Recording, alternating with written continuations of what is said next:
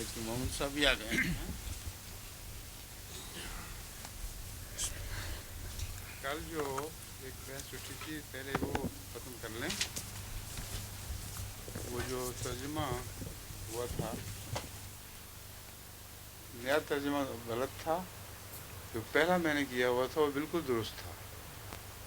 تو اچھا ہوا یہ عامر صاحب بھی آ گئے لغت لے کے، اور ماجد صاحب نے مجھے یاد کرایا کہ میرا پہلا ترجمہ بالکل صحیح تھا، اسی کو بحال کرنا چاہیے۔ اب وہ ہم نے اس کو بحال کر کے ذرا سی ترمیم کی ہے، وہ میں آپ کو دکھا دیتا ہوں۔ کون سا ہے وہ؟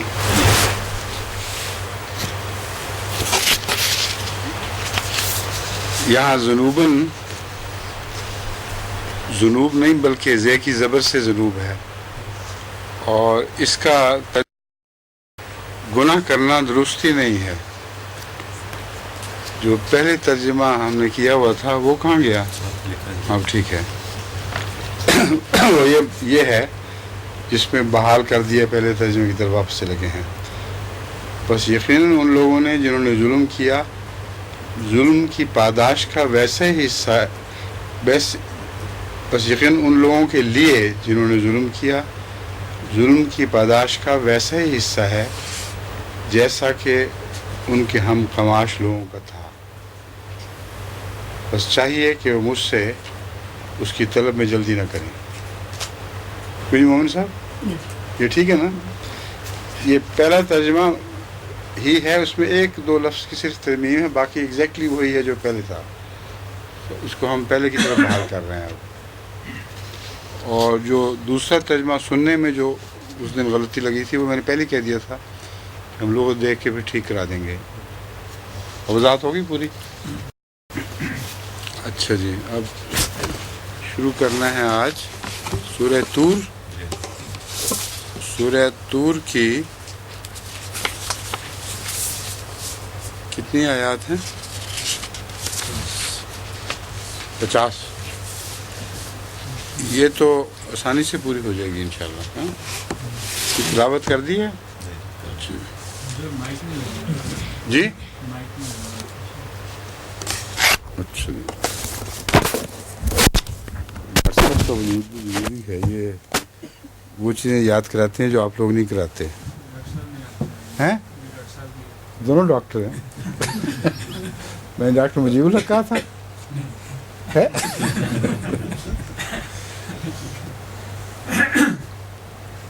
جی، اعوذ باللہ من الشیطان الرجیم، بسم اللہ الرحمن الرحیم، والطور وکتاب مسطور فی رق منشور والبیت المعمور والسقف المرفوع والبحر المسجور، ان عذاب ربک لواقع ما له من دافع، یوم تمور السماء مورا وتسیر الجبال سیرا، فویل یومئذ للمکذبین الذین هم فی خوض یلعبون، یوم یدعون الی نار جہنم دعا، وهذه النار التي كنتم بها تكذبون، أفسحر هذا أم أنتم لا تبصرون، اصلوها فاصبروا أو لا تصبروا سواء عليكم انما تجزون ما كنتم تعملون، ان المتقین فی جنات ونعیم فاکہین بما آتاہم ربہم ووقاہم ربہم عذاب الجحیم، كلوا واشربوا هنيئا بما كنتم تعملون متكئين على سرر مصفوفة وزوجناهم بحور عين والذين آمنوا واتبعتهم ذريتهم بإيمان ألحقنا بهم ذريتهم وما ألتناهم من عملهم من شيء كل امرئ بما كسب رهين وأمددناكم بفاكهة ولحم مما يشتهون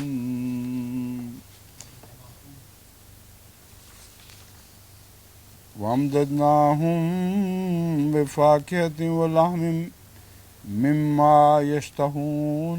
یہ نہیں پڑھا پہلے میں نے؟ ہاں اچھا، کہاں کون سا قوم پڑھا گیا تھا؟ ہاں اچھا، وہ سمجھ گیا ہوں میں، پھر صاف کر کے پڑھتا ہوں.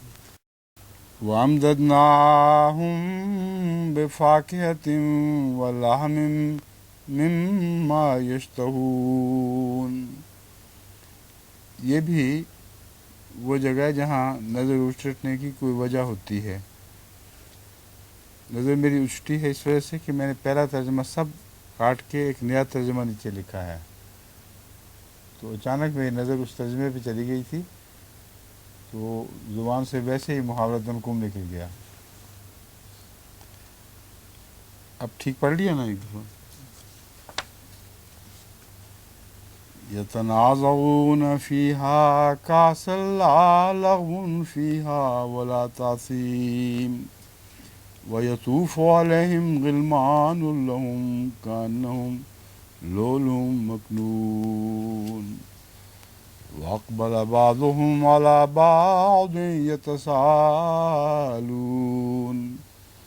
قالوا إنا كنا قبل في أهلنا مشفقين فمن الله علينا ووقانا عذاب السموم إنا كنا من قبل ندوه إنه هو البر الرحيم فذكر فما أنت بنعمة ربك بكاهن ولا مجنون أم يقولون شاعر نتربص به ريب المنون قل تربصوا فإني معكم من المتربصين أم تعمرهم أحلامهم بهذا أم هم قوم طاغون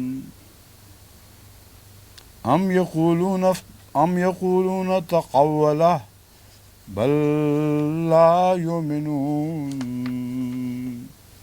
فليأتوا بحديث مثله إن كانوا صادقين أم خلقوا من غير شيء أم هم الخالقون أم خلقوا السماوات والأرض بل لا يوقنون أم عندهم خزائن ربك أم هم المسيطرون أم لهم سلم يستمعون فيه فليأت مستمعهم بسلطان مبين أم له البنات ولكم البنون أم تسألهم أجرا فهم من مغرم مثقلون أم عندهم الغيب فهم يكتبون أم يريدون كيدا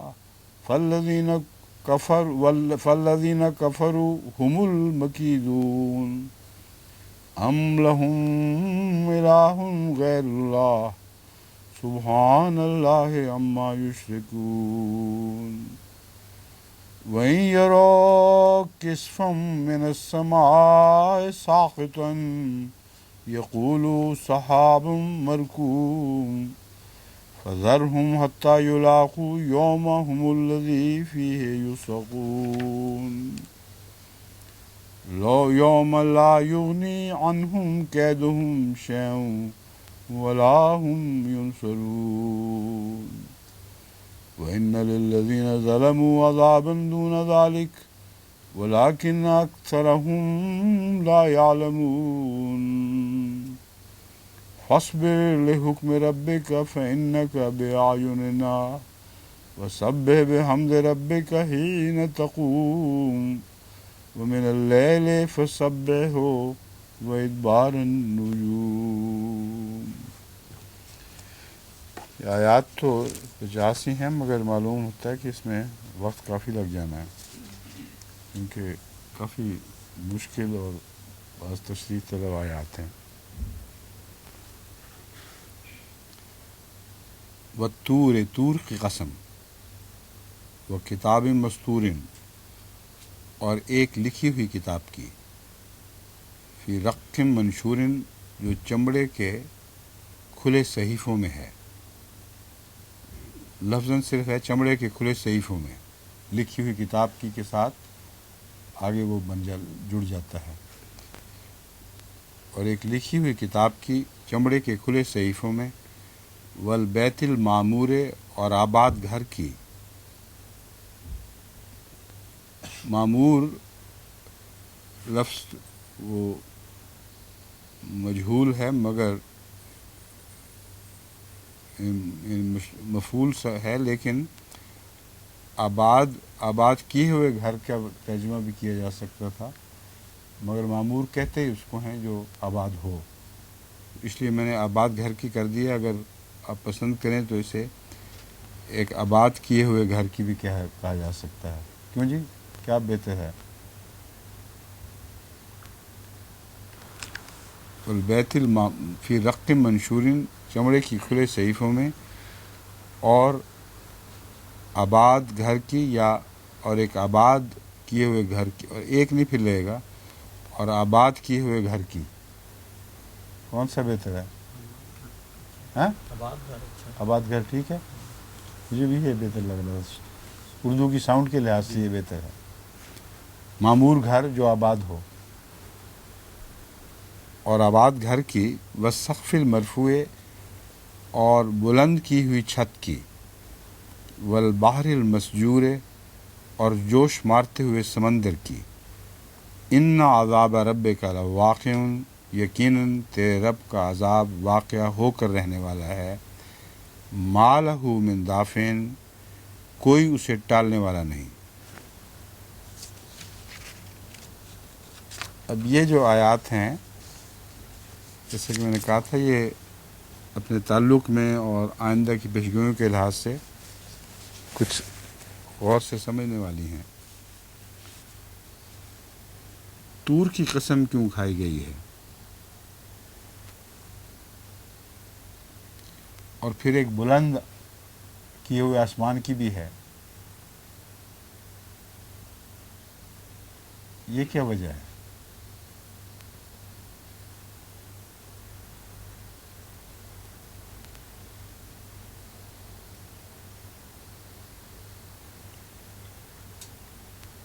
کیوں جی مومن صاحبان؟ ایک مومن نہیں، کافی مومنین ہیں ماشاء اللہ. میں سمجھتا ہوں کہ اس کی وضاحت اگلی صورت میں آئے گی انشاءاللہ، کیونکہ وہاں وہ ایک بلند بیری کا ذکر ہے اور طور کا بھی ذکر ہے. یہ جو طور کی بلندی ہے یہ کچھ بھی حیثیت نہیں رکھتی اس بلندی سے، اور ساری بیری کو ڈھانپا گیا تھا اس میں، جبکہ حضرت موسیٰ کے تجربے میں صرف ایک بقعے کو ڈھانپا گیا ہے. اور چونکہ ان دونوں کو ملا کر نہیں پڑھا گیا، اس لیے ہمارے مفسرین نے بقعہ کو درخت سے باہر کا ایک بقعہ قرار دیا ہے. حالانکہ اس آگ میں فن نار جو آگ دیکھی تھی، جو اس میں اور اس کے ماحول میں ہے، اس کا الگ بھی ذکر موجود ہے. تو یہ چونکہ ویسے اگلی صورت میں آنے والی ہیں، اس لیے میں صرف تعلق سمجھانے کے لیے آپ کو بتا رہا ہوں کہ طور گواہ ہے، وہ کتاب مستور اور ایک لکھی ہوئی کتاب کی جو چمڑے کے صحیفوں میں ہے، اور آباد گھر کی اور بلند کی ہوئی چھت کی. یہاں بلند کیا ہوا آسمان، اور اس کے بعد ہے اور جوش مارتے ہوئے سمندر کی. تو اچانک یہ مضمون جوش مارتے ہوئے سمندر کی طرف کیسے منتقل ہو گیا؟ ان عذاب ربک لواقع.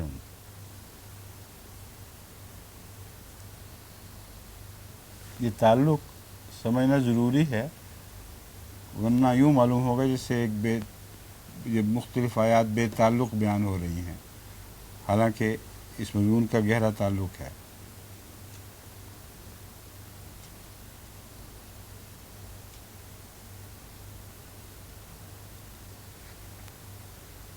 کیوں جی؟ فرمائیں مومن صاحب، آپ کی آنکھوں سے لگ رہا ہے کچھ سمجھ آئی ہے بات کی. ہاں جی، فائزہ پہلے بتا دیں. چلے کیا؟ ہاں وہ تو ٹھیک ہے، یہاں اسی کا ذکر ہے، آگ لانے کا، عذاب لانے کا باعث بنے گا. مگر آسمان سے ایک دم سمندر میں منتقل کیسے ہوا گیا؟ بتائیں محمد صاحب.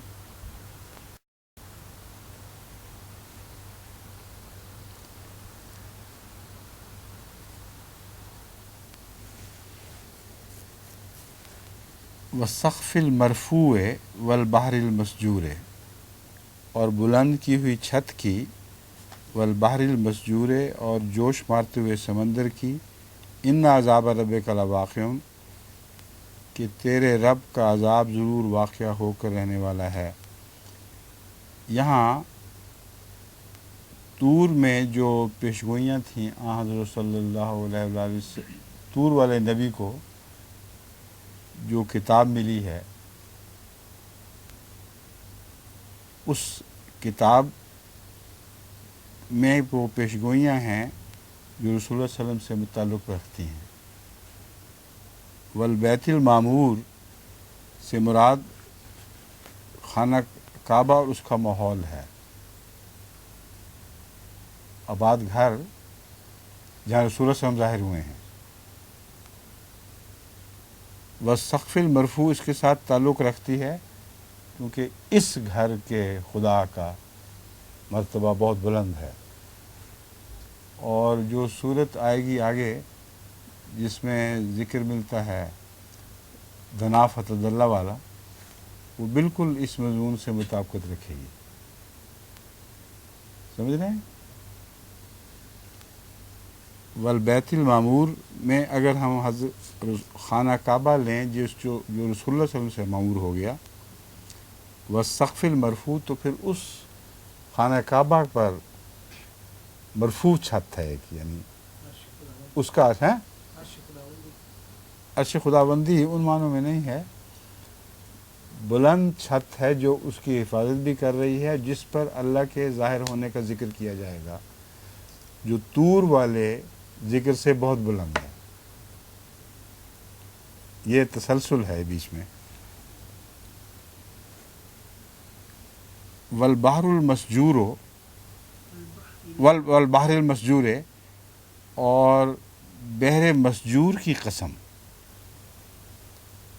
میں اس وقت قسم نہیں کھا کے طور اپنے لفظوں میں بیان کر رہا تھا، بحر مسجور سے کیا مراد ہے.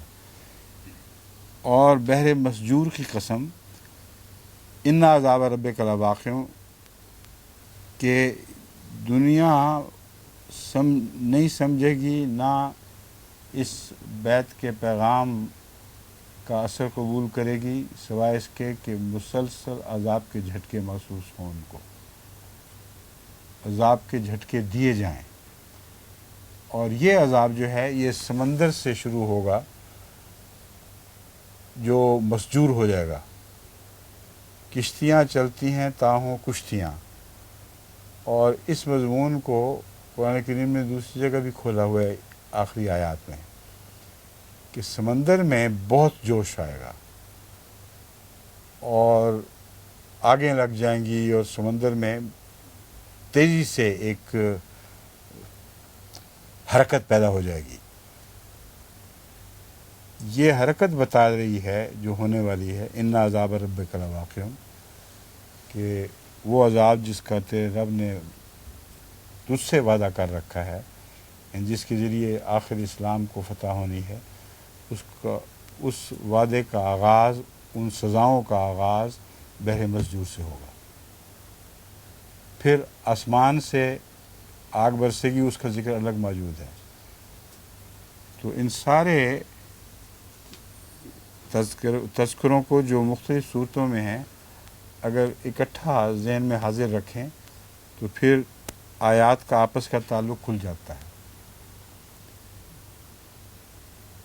ما لہ من دافع، جو چاہے کوئی زور لگائے اس کا وہ اس کو ٹال نہیں سکتا، اسے کوئی ٹالنے والا نہیں.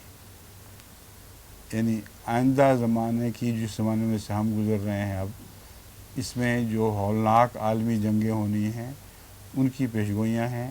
ان کا آغاز سمندری جنگوں سے ہوگا، پھر آسمانی جنگوں میں تبدیل ہو جائے گا، اور یہ سلسلہ جاری رہے گا جب تک کہ وہ لوگ اسلام کو قبول نہ کر لیں یا رسول اللہ صلی اللہ علیہ وسلم کا پیغام سب پر ایک دفعہ غالب نہ آ جائے.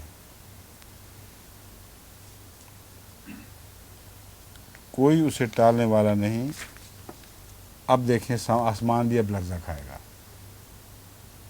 پہلے سمندر نے لرزہ کھایا ہے، پھر آسمان کے لرزے کی بات آ رہی ہے، کیونکہ اسی ترتیب سے واقعات ہونے تھے. السماء مورن، جس دن آسمان سخت لرزہ کھائے گا. وتصیر الجبال سیرن، اور پہاڑ بکثرت چلنے لگیں گے. یہ پہاڑ بکثرت چلنے لگیں گے کا کیا مفہوم ہے؟ تسیر الجبال سیرن، پہاڑ بکثرت سیر کریں گے، یعنی لفظی ترجمہ تو یہی نظر آتا ہے پہاڑ خوب سیر کریں گے، لیکن سیر نہیں ہے، چلنا مراد ہے. اور پہاڑ بکثرت چلنے لگیں گے. دو طرح سے پہاڑ چلتے ہیں. ایک وہ عظیم قوتیں جن کو پہاڑ کہا گیا ہے قرآن کریم میں، اور جن کے ٹکڑے ٹکڑے ہو کر بکھرنے کی پیشگوئی موجود ہے. اور دوسرا، پہاڑوں پر بہت ہوگی آمد و رفت. پہاڑ چلنے لگیں گے کا مطلب ہے پہاڑوں پر بکثرت آمد و رفت ہوگی. غرضی کہ اس زمانے میں پہاڑوں پر ایسی آمد و رفت ہوئی ہے جس کا پہلے تصور بھی نہیں کیا جا سکتا تھا. لوگ پہاڑوں کو دیکھتے تو تھے اور کہیں کسی وادی میں سے ان تک پہنچ بھی جاتے تھے، مگر اس طرح پہاڑوں کو کہتے ہیں کمیونیکیشن کے قابل نہیں بنایا گیا جس طرح اس زمانے میں بنایا گیا ہے. اور پہاڑ جیسا کہ میں نے بیان کیا، اصل مراد تو یہی ہے کہ پہاڑ جیسی قوتیں حرکت کریں گی اور جو ان علاقوں پر ان کا قبضہ مقدر ہے ان پر قبضہ کر لیں گی.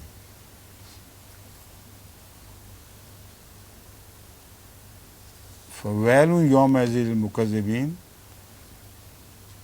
ہلاکت ہو اس دن جھٹلانے والوں کے لیے. جب یہ ساری پیشگوئیاں پوری ہو جائیں گی تو پھر سوائے اس کے اور کیا کہا جا سکتا ہے کہ ہلاکت ہو اس دن جھٹلانے والوں کے لیے. الذین هم فی خوض یلعبون، خوض یلعبون کا مطلب یہ ہے کہ وہ فارغ نہیں بیٹھے ہوئے، وہ بہت گہرے اتر رہے ہیں. اصل میں بعض امور کی تہ تک اتر رہے ہیں، لیکن یہ محض ایک کھیل تماشا ہے ان کا، اس کی کوئی حقیقت نہیں ہے. بیہودہ باتوں میں غرق کھیلتے رہتے ہیں. ان لوگوں کی جو ہلاکت ہے جو بیہودہ باتوں میں، یہاں فی غوزن میں غرق کو میں نے بریکٹ میں رکھا ہوا ہے. کیا یہ بریکٹس کے باہر بھی آ سکتا ہے یا بریکٹ میں ہی رہنا چاہیے؟ خوض میں نے گہرائی خوض میں پائی جاتی ہے نا کہ نہیں؟ تو پھر جب ہم کہتے ہیں बेहुदा बातों में गर्क खेलते रहते हैं, किसी ब्रैकेट की भी ज़रूरत नहीं है, ये उड़ा दें फिर। किन के लिए हलाकत हो? जो बेहुदा बातों में गर्क खेलते रहते हैं। अल्लज़ीन हुम यौम युदाऊना इला नार जहन्नमा दान। अब यहाँ नार से मुराद जंग की आग भी है और नार से मुराद जहन्नम की आग भी है। बैक वक्ती दोनों तर्जमे बिल्कुल जायज़ और साथ साथ चलते हैं, क्योंकि नार के मुतालिक सब अहले लोग कहते हैं कि बड़ी जंग को भी नार कहा जाता है। यौम युदाऊना इला नार, जब वो जहन्नम की तरफ या एक बड़ी जंग की आग में धकेल दिए जाएंगे। अपने बस से तो नहीं कोई छलांग लगाया करता, अपनी ख्वाहिश से तो नहीं कोई कूदता, मगर हालात इनको मजबूर कर देंगे, वो धकेल दिए जाएंगे। और क़यामत वाली जहन्नम में भी अपनी मर्जी से कौन जाएगा, धक्के से डाले जाएंगे। यौम युदाऊना इला नार जहन्नम दा हाज़िहि नारुल्लती कुंतुम बिहा तुकज़्ज़िबून। यही वो आग है जिसे तुम झुटलाया करते थे। अब बिल्कुल यही जुमला क़यामत के दिन भी इतलाक़ पाएगा और इस दुनिया की जहन्नम जो इनके लिए भड़काई जाएगी खुद इन्हीं के हाथों से, यानी आलमी जंग, उस पर भी बैन ही इतलाक़ पाता है। ये वो आग है जिसका तुम कहते थे कि नहीं हम इससे बच सकते हैं। अफ़सिहरुन हाज़ा अम अंतुम ला तुबसिरून। अब बताओ ये जादू है? जादू तो ऐसा है जो जिसमें तुम मुब्तला हो गए हो और जादूगर कहा करते थे। अफ़सिहरुन हाज़ा, पस क्या ये जादू है या तुम बसीरत से काम नहीं करते, या तुम देख नहीं रहे का तर्जुमा मेरे ख्याल में दुरुस्त नहीं है। तुम गौर नहीं किया करते थे इन बातों पर, ये मुराद है। अम अंतुम ला तुबसिरून, या तुम बसीरत से काम नहीं लिया करते थे। इस लौहा फसबिरू और ला तस्बिरू।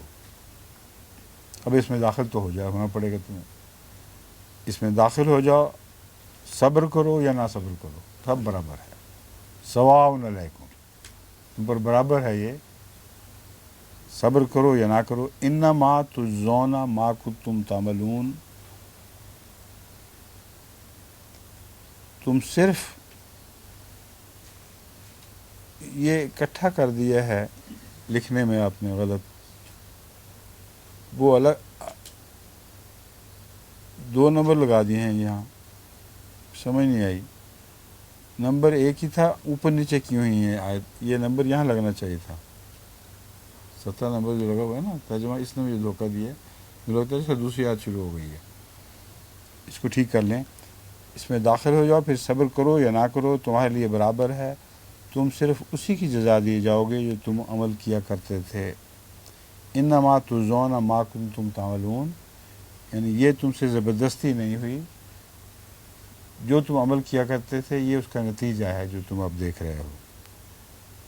इन्नल मुत्तक़ीन फ़ी जन्नातिन व नईम, और मुत्तक़ियों का अमल चूँकि नेक था इसलिए यकीनन मुत्तक़ी जन्नतों और नेमतों में होंगे।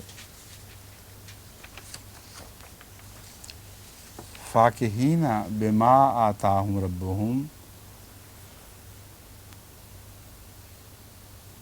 उस पर खुशियाँ मनाते हुए जो उनके रब ने उन्हें अता फ़रमाया, और उनका रब उनको जहन्नम के अज़ाब से बचाएगा। फ़ाकिहीन का मतलब खुशियाँ मनाते हुए लोगों के लिहाज से दुरुस्त है ना। कुलू वशरबू बेमा कुंत हनीअम बेमा कुंतुम तामलून, मज़े मज़े खाओ और पियो उन आमाल के नतीजे में जो तुम किया करते थे। बेमा कुंतुम तामलून, उन आमाल के नतीजे में जो तुम किया करते थे। तामलून को अमाल के साथ मिला दिया है, इसलिए किया करते थे उसके अंदर खुद ब खुद शामिल हो जाता है। बेमा कुंतुम तामलून, उन आमाल के नतीजे में जो तुम किया करते थे। اگر اعمال کو چھوڑا جائے تو دیکھنا یہ ہے کہ کیا پھر بھی ترجمہ واضح رہے گا. کلو وشربو، مزے مزے کھاؤ اور پیو ان کے نتیجے میں جو تم عمل کیا کرتے تھے، ان کے نتیجے میں جو تم عمل کرتے تھے یہ بہتر نہیں ہے. یہ اردو میں ٹھیک نہیں بیٹھتا، اس لیے وہی ٹھیک ہے. کھاؤ، مزے مزے کھاؤ اور پیو ان اعمال کے نتیجے میں جو تم کیا کرتے تھے. متکئین علی سرر مصفوفۃ، وہ صفوں میں بچھائے ہوئے تختوں پر ٹیک لگائے بیٹھے ہوں گے. یہ جو ہے نا، جو تم اعمال کیا کرتے تھے اس کے بعد ان کو جزا کیا دی جانی ہے اس کا ذکر شروع ہو گیا ہے. متکئین علی سرر مصفوفۃ، وہ صفوں میں بچھائے ہوئے تختوں پر ٹیک لگائے بیٹھے ہوں گے.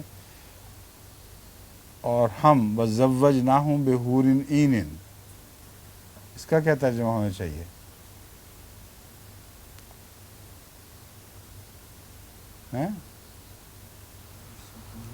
کیا ساتھ اکٹھا کر دیں گے. نہیں،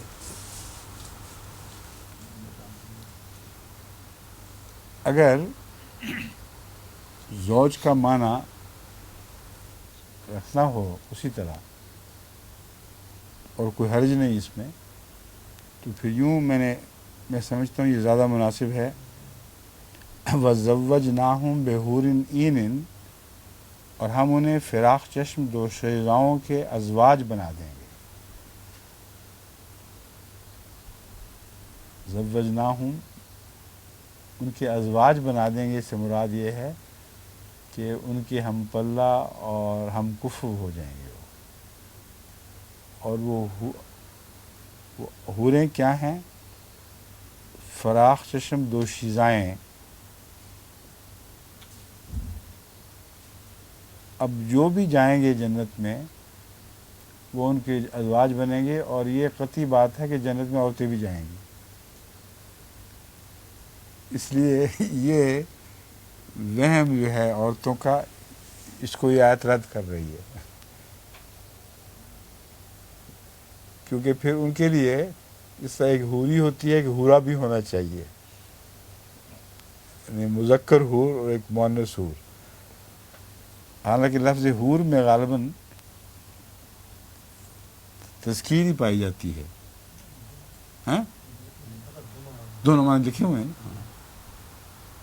لغت میں چیک کیا گیا تھا، اس میں تذکیر بھی ہے حور میں اور تانیث بھی ہے.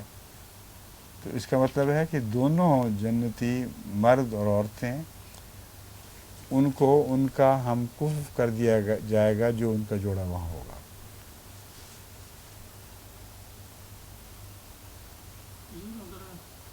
حورن عین کو عورتوں کی صفت ہی رکھے تو عورتوں کو ہی کریڈٹ دیا جا رہا ہے. اگر حورن عین کو عورتوں کی صفت ہی رکھیں تو عورتوں کو کمپلیمنٹ دیا جا رہا ہے. عورتوں کو کمپلیمنٹ دیا جا رہا ہے، مگر جو کمپلیمنٹ دیا جا رہا ہے وہ اچھا ہے کہ نہیں؟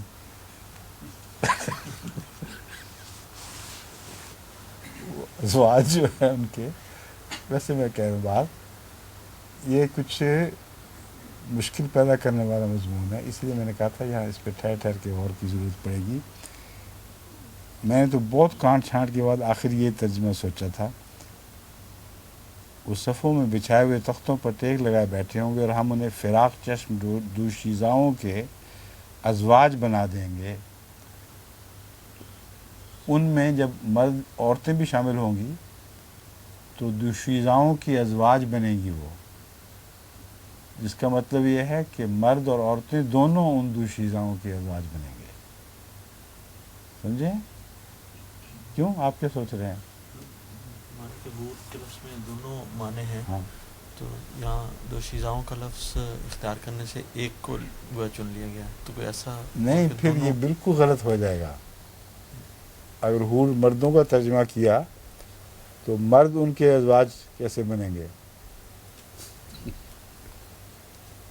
بہت خطرناک ترجمہ ہے یہ.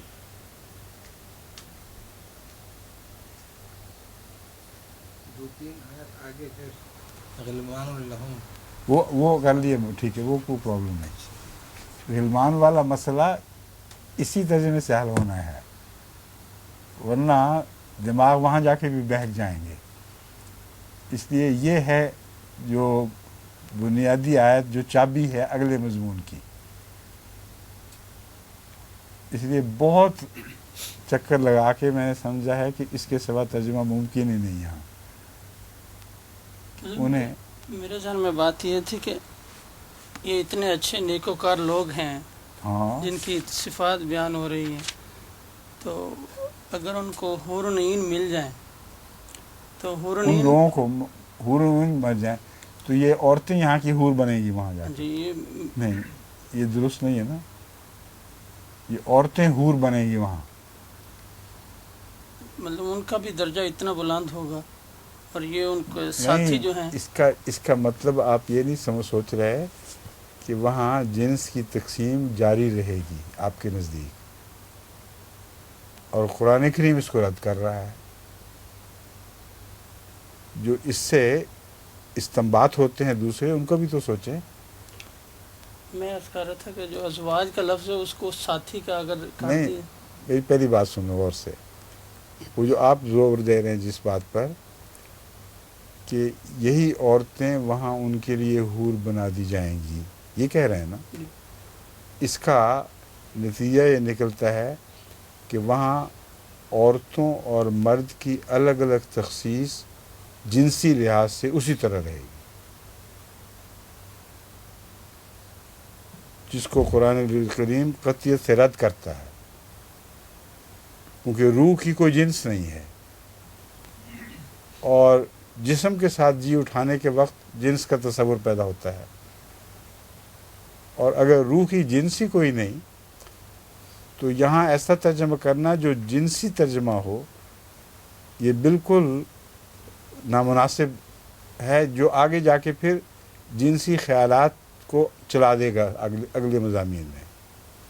اب سمجھیں، جی یہ وجہ ہے جو میں اس پر زور دے رہا ہوں.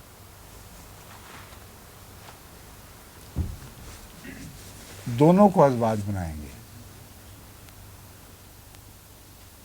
حورن عین جو دوشیزائیں ہیں وہ بھی ایک خوبصورت تصور کے طور پر پیش کی گئی ہیں، ان میں جنس کوئی نہیں،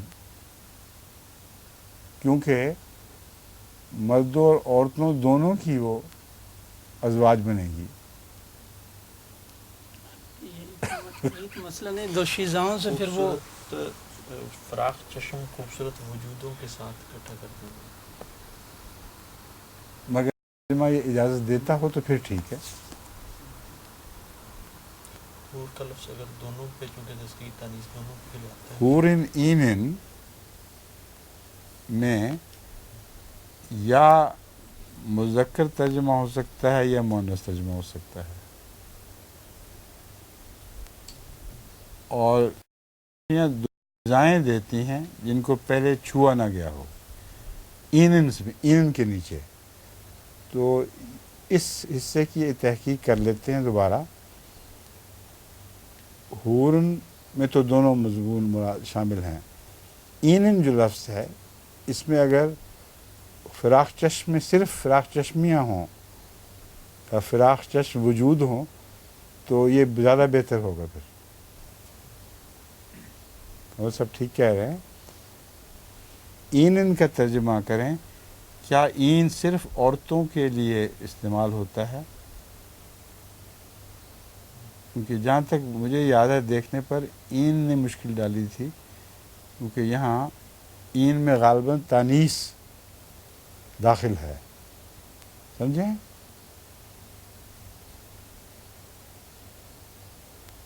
اور دوشیزائیں ایسی جنہوں نے ہمیشہ دوشیزائیں ہی رہنا ہے، کیونکہ جنس تو ہے ہی کوئی نہیں.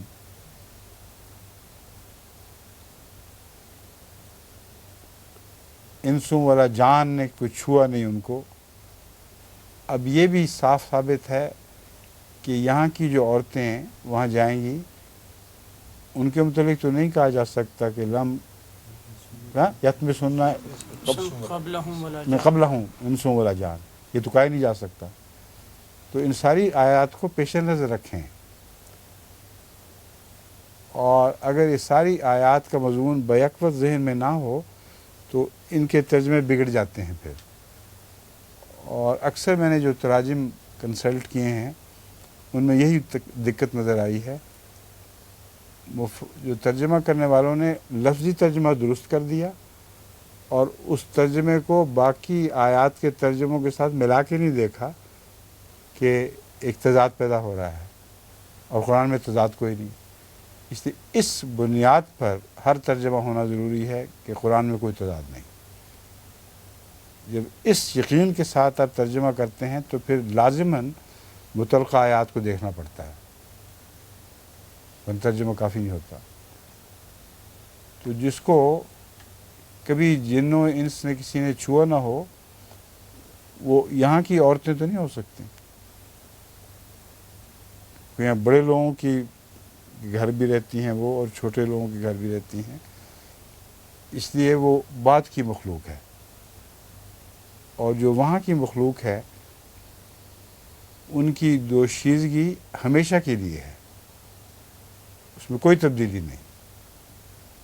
تو ایک بہت خوبصورت تصویر کشی ہے جنت کی، جس میں کوئی جنس نہیں ہوگی، اور جو ان کا نیا پن ہے وہ اپنی جگہ قائم رہے گا. کیوں جی مومن صاحب، اب واضح ہو گئی بات کیوں یہ چھوٹی چھوٹی آیتیں دقتیں پیدا کرتی ہیں. اب صرف یہ قمر صاحب والی بات کا دیکھنا ہوگا. اگر این لفظ میں عورتیں اور دوشیزاؤں کا مضمون لغت میں قطعیت سے نہ دیا ہو تو پھر ہم وہ ترجمہ کر سکتے ہیں جو یہ کہہ رہے ہیں.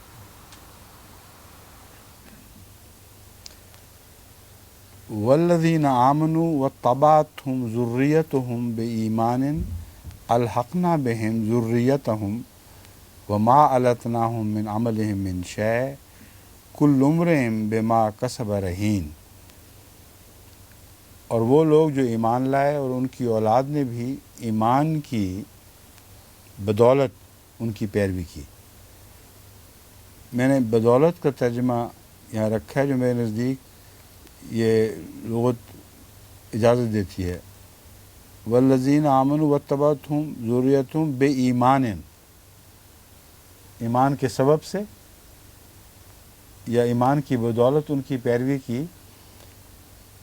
اگر صرف ایمان لا کر پیروی کی کہتے تو یہ کافی نہیں تھا، کیونکہ اس میں ان کے نیک عمل کا کوئی ذکر نہ ملتا. اب اتبعوا میں ان کے نیک اعمال کا ذکر خود بخود شامل ہو جائے گا، چونکہ ایمان لائے تھے، یا وہی جو ایمان لائے تھے انہوں نے اپنے ماں باپ کے نیک اعمال کی پیروی کی ہے. والذین آمنوا واتبعتہم ذریتہم بإیمان، اور وہ لوگ جو ایمان لائے ان کی اولاد نے بھی ایمان کی بدولت ان کی پیروی کی، یعنی نیک اعمال اسی طرح بجا لائے. ان کے ساتھ ہم ان کی اولاد کو بھی ملا دیں گے.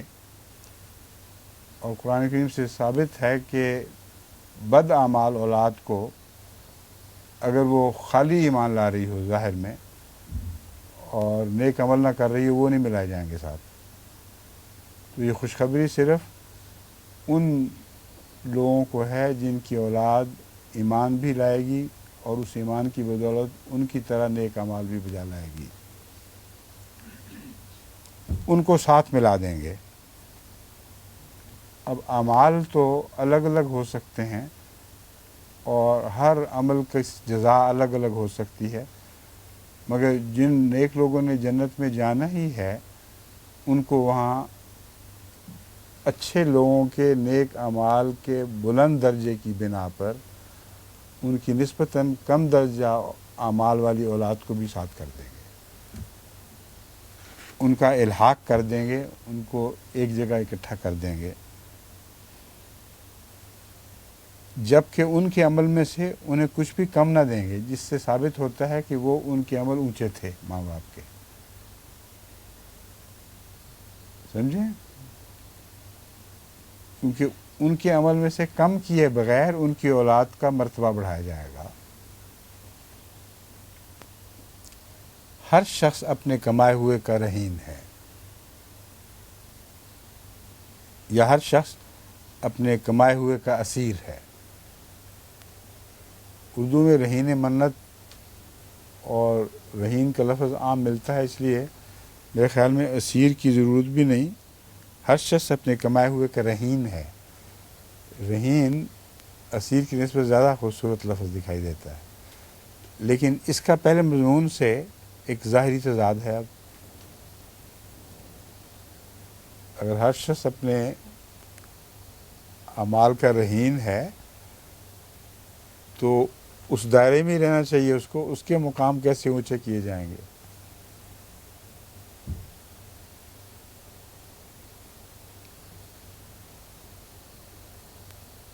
دلی آج تم بولے نہیں، آپ آج کیا یہ بتائیں؟ جو پہلا مضمون بیان ہوا ہے اس کو اچھی طرح جذب کرنے کے بعد یہ لگتا ہے کہ اعمال خواہ کم بھی ہوئے، وہ ان اعمال کی وجہ سے چھوٹی جگہ مقید نہیں کیا جائے گا، بلکہ اس کا مرتبہ بڑھا کر اسے اونچا کر دیا جائے گا۔ اولاد بھی صدقہ جاریہ ہاں؟ ہے، نیک اولاد بھی صدقہ جاریہ ہے، اس کا بھی اجر اس کو ملتا رہے گا۔ اس کی وجہ نہیں، یہ تو کوئی بات نہیں ہے۔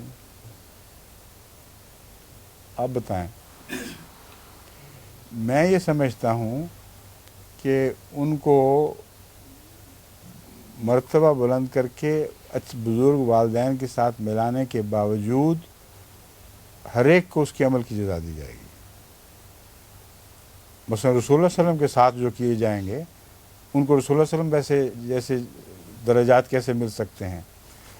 اس لیے الحاق ہوتے ہوئے بھی اس قانون کو تبدیل نہیں کیا جائے گا کہ ہر شخص اپنے عمل کا رہین ہے۔ ان کی اندرونی کیفیات الگ ہیں، ان کے مزے جنتوں کے الگ الگ ہوں گے، ان کی خواہشات الگ الگ ہوں گی۔ اس لیے یہ رہین کا لفظ متضاد نہیں بلکہ مضمون کی گہرائی کو ثابت کرنے والا ہے اور تضاد کو دور کرنے والا ہے۔ ورنہ باقی جگہ جب آپ یہ پڑھتے ہیں لا تزر وازرۃ وزر اخریٰ کے علاوہ دوسرے جو جس نے جو کمایا وہ اسی کے لیے اتنا ہی ہوگا، یہ اس کے خلاف ہو جائے گا۔ تو جہاں تضاد دکھائی دیتا ہے وہاں تضاد دور کرنے کی ایک کوشش نہیں، ایک آیت قطعی طور پر تضاد دور کرنے والی ہے، تضاد پیدا کرنے والی نہیں۔ آگے دیکھیں، اگلی آیت اس کی تشریح کر رہی ہے۔ یشتہون کے لفظ سے ساری وضاحت ہو گئی۔ وَأَمْدَدْنَاهُمْ، یہی وہ آیت ہے جس کے نیچے میں نے ترجمہ دوسرا کر کے پہلے ترجمے کو ترک کیا تھا، اب میں وہ پڑھ کے سنا دیتا ہوں۔ وَأَمْدَدْنَاهُمْ بِفَاكِهَةٍ وَلَحْمٍ، اور ہم ان کی مدد کریں گے۔ بِفَاكِهَةٍ کا پہلا ترجمہ یہ تھا طرح طرح کے پھلوں سے، اور غالباً دوسرے ترجموں میں بھی یہی چیز ملے گی، لیکن میں نے بہت غور کر کے دیکھا ہے یہ ترجمہ اس کا بنتا نہیں۔ وہ یہ بنتا ہے وَأَمْدَدْنَاهُمْ، اور ہم ان کی مدد کریں گے ایک قسم کے پھل اور ایک قسم کے گوشت کے ذریعے کی عطا سے۔ نہ وہ پھل ہونا ہے نہ وہ گوشت ہونا ہے جو یہاں پسند کرتے ہیں، اور گوشت کے لفظ سے یہ لگتا ہے کہ جسے پرندے مار مار کے کھائیں گے یا ان کو گوشت مہیا کیا جا رہا ہوگا، سپلائی کی جا رہی ہوگی۔ اس کو رد کرنے کے لیے ایک طرح کا لفظ لازم تھا، سمجھیں؟ بِفَاكِهَةٍ ایک طرح کا پھل ہے وہ، وَلَّحْمٍ اور ایک طرح کا گوشت ہے، نہ وہ پھل ہے نہ وہ گوشت ہے۔ مما یشتہون، جیسی ان کی خواہشات تھیں اسی قسم کا پھل ملے گا، اسی قسم کا ان کو گوشت ملے گا۔ اور کل امرئ مما کسب رہین کا جو میں نے ترجمہ کیا ہے یہ اس سے بالکل مطابقت کھا رہا ہے۔ آپ سمجھیں کہ نہیں ڈاکٹر صاحب؟ رسول اللہ صلی اللہ علیہ وسلم उसकी इश्तिहा क्या थी, और आपके जो ग़ुलाम थे उनकी इश्तिहा, उनमें फ़र्क नहीं था। बस उनकी इश्तिहाओं के फ़र्क को मलहूज़ रखा जाएगा वहाँ, और वही फल उनको मिलेगा जो उनकी इश्तिहा के मुताबिक है। हर एक का फल का जो जज़ा मिलनी है फल की सूरत में या गोश्त की सूरत में, उसका फल भी मुख्तलिफ होगा, और जो एक किस्म का गोश्त है, जो भी वो चीज़ है, वो भी मुख्तलिफ होगी। ठीक है। यतनाज़ऊन फ़ीहा कासन ला लग़वन फ़ीहा वला तासीम, वो उसमें एक दूसरे से नाज बर्दारी करते हुए प्याले छीनेंगे। यहाँ नाज बर्दारी करते हुए मैंने ब्रैकेट में डाला है, वरना यूँ लगेगा खामखा छीनेंगे। और ला लग़वन फ़ीहा वला तासीम ने साबित कर दिया कि नाज बर्दारी का मज़मून इसमें दाखिल था, इसलिए मैंने पढ़ने वाले पर खोलने की खातिर ये कर दिया है। वो उसमें एक दूसरे से नाज बर्दारी करते हुए प्याले छीनेंगे, क्योंकि इसका अलग लुत्फ़ है। ठीक है। क्या बढ़ के लेने का मतलब है कि यतनाज़ऊन फ़ीहा कासन, एक दूसरे से आगे बढ़ के प्याले को आगे बढ़ के लेने की कोशिश करें, यानी बजाय झींगा मुश्ती करते हुए एक दूसरे से आगे जाकर पहले लेने की कोशिश करेंगे, लपकेंगे उसकी तरफ, और बजाय छीनने के। ये तनाज़ऊन में तो ये तक़ाबलून नहीं है, खींचने का मज़मून है या एक छीनने का। क्यों जी? कमर साहब जो बात कर रहे हैं उसमें यतनावलून अगर होता तो वो ठीक है, वो तनावुल तो है ही नहीं ना जी इसमें। जी, तनाज़ा में तो इस तनाज़े में एक दूसरे से धींगा मुश्ती भी आ सकती है, जी, और एक दूसरे से छीनना भी आ सकता है, और जो नक्शा है उसमें छीनने वाला मज़मून ही इतलाक़ पाता है। वो एक दूसरे से इस तरह छीनेंगे कि उसमें लग़व और गुनाह नहीं होगा कोई। जब इस तरह छीनेंगे कि लग़व और गुनाह नहीं होगा, तो हम किस तरह छीनते हैं? प्यार और मोहब्बत से, नाज बर्दारियों से। तो उस तरफ इशारा हो जाएगा कि जिस तरह दुनिया में मोहब्बत करने वाले वो चीज़ जो कसरत से है वो एक दूसरे की उड़ा लेते हैं बाज़ दफ़ा, तो सिर्फ़ वो प्यार के इजहार के तौर पर है, वरना लगव बात हो जाएगी। लगव इसलिए भी होगी कि जहाँ हर एक को कसरत से मिला हुआ है, वहाँ मतलब क्या है छीनने का। और गुनाह के तौर पर चोरी भी नहीं करेंगे कि चुप करके चीज़ खिसका ली किसी की। इसलिए वो एक दूसरे से नाज बर्दारी करते हुए प्यारे छीनेंगे, उसमें ना कोई बेहूदगी होगी ना गुनाह की बात। वयतूफ़ु अलैहिम ग़िलमानुन ग़िलमानुल लहुम कान्नहुम लुलुउम मकनून। अब बताएं जी इसका क्या तर्जुमा? ठीक, अगले वक्त ख़त्म हो गया, इसको ख़त्म कर लेते हैं शायद को, फिर आगे चलेंगे। क्यों जी? लोलू मकनून तो उन मोतियों को कहते हैं जिन्हें ढांप कर रखा जाए। तो ग़िलमान लोलू मकनून जैसे कैसे बनेंगे? वही दोशीज़गी वाला मज़मून भी इसमें आ जाता है।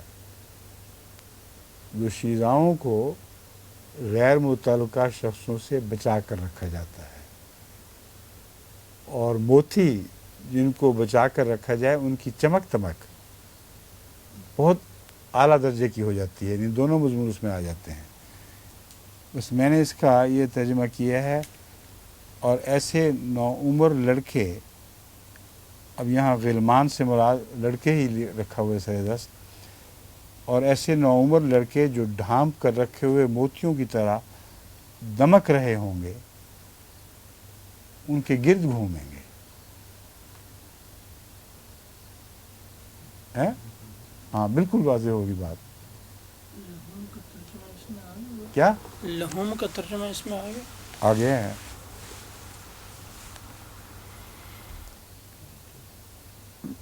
ان کے جو میں کر رہا ہوں یہ لہوم کا ترجمہ کیا ہوا ہے. ان کی خاطر یا ان کے یہاں ان کی خاطر گھومیں کرنے کی بجائے ان کے گرد گھومے کرنے سے زبان زیادہ سلیس بھی ہو جاتی ہے، اور لہوم کے معنوں میں ان کے ہو سکتا ہے میرے خیال میں. جی عامر صاحب ہو سکتا ہے نا؟ ہاں جی. اور وہ سارا اشتباہ جو پہلا تھا وہ سارا دور ہو جاتا ہے. پہلے مضمون کے ساتھ یہ ساری بات مطابقت رکھتی ہے، ورنہ یہ جو مولوی لوگ ہیں انہوں نے غلمان پتہ نہیں کیا بنایا ہوا ہے. نہایت بیہودہ ترجمے غلمان کے کرتے ہیں یہ لوگ، اور پھر وہی تفریق، جنس کی تفریق بیچ میں آ گئی.